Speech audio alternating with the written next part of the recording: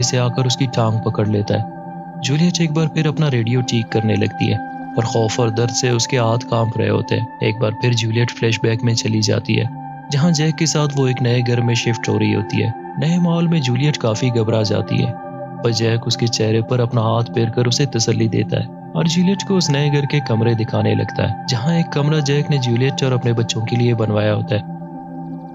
Present में Juliet एक बार फिर रेडियो ठीक करती है और यहाँ रेडियो ठीक करके वो हैरी से बात करने में कामयाब हो जाती है और वो हैरी को अपने साथ होने वाले हादसे के बारे में बताती है और बोलती है कि उसे हेल्प की जरूरत है। अब वो अपनी कार में एक बॉक्स ढूंढने लगती है। इसके बाद एक बार फिर उसे याद आता है कि जब वो माँ बनने वाली थी तो जैक बहुत खुश था, लेकिन बदकिस्मती से उनका बच्चा पैदा होते ही मर जाता है। हैरी उसकी आवाज नहीं सुन पाता, पर वो उसे बताता है कि वो उसकी हेल्प के लिए जल्द से जल्द वहां आने वाला है। तब तक उसे उन रैपर से अपने आप को बचाए रखना होगा।